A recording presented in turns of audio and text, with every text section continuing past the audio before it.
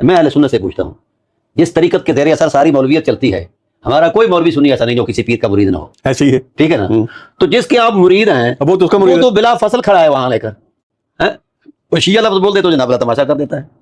اچھا چلیں، حضرت مولا کائنات علیہ السلام کا تعلق حضور کی ذات سے کب سے ہے؟ جب کب اپنے تصور میں بھی نہیں تھا، امکان میں بھی نہیں تھا، عالم عامر سے لے کر عالم ارواح، عالم مثال، لاہوت، جبروت، ملکوت۔ یہ آپ کی بات قرآن کی بات ہے، یہ بالکل حدیث کے اندر بھی اس کی نشاندہی آئی ہے۔ حضور نے خود فرمایا علی اور میرا شجرہ ایک ہے، پیچھے کیا رہ گیا ہے؟ فاصلہ کتنا ہے؟ کوئی فیصلہ، ہاں کوئی جی، فاصلہ نہیں۔ یہ فاصلے مولویوں نے بنائے ہیں۔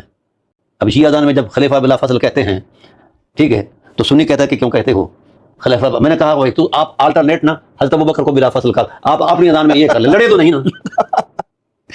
یہ ڈرامے باز ہیں۔ آپ کی بات کا لب لباب یہ ہے کہ اطاعت علی علیہ السلام اطاعت نبی ہے، بالکل ایسا ہے۔ اور اطاعت میں نبی کہتا اطاعت ہوں خدا ہے۔ حضور نے کیوں فرمایا کہ انی تارکم فیکم مستقلین، دو عظمت مآب چیزیں چھوڑ کر جا رہا ہوں، اور تمہاری دو چیزیں ان سے وابستہ ہیں، تمہاری نجات بھی ان سے وابستہ ہے اور تمہاری ہدایت بھی۔ یہ جو تشیع ہے، شیعت ہے، اس کو ڈیفائن کیا ہے ہمارے اہل سنت کے امام ہیں، امام ذہبی۔ وہ کہتے ہیں شیعہ کس کو کہتے ہیں؟ اما التشیع حب علی وبغض النواسب وان يتخذه مولاه علما وعملا۔ شیعہ کون ہے؟ جو علی سے ٹوٹ کر پیار کرے اور علی سے نفرت کرنے والوں سے ہٹا رہے، نفرت کرے اور علی کو مولا مانے۔ یہ کس نے کہا؟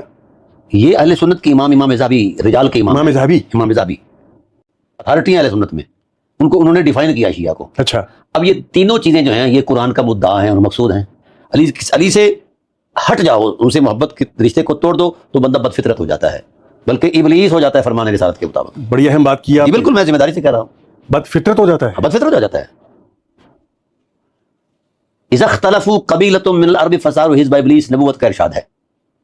جو اہل بیت سے ایک سینٹی میٹر ہٹ جائے تو خدا اس سے ایمان تو چھینتا ہے، اس سے انسانیت چھین لیتا ہے، اللہ اسے ابلیس کہہ دیتا ہے۔ اللہ اکبر۔ اچھا اب آئیے تسنن میں، یعنی سنت کے ٹائٹل پر یہ تسنن ہے، تو کون سا ایسا بدبخت شیعہ ہے جو سنت نبوی یا سنت اہل بیت سے نفرت کرے؟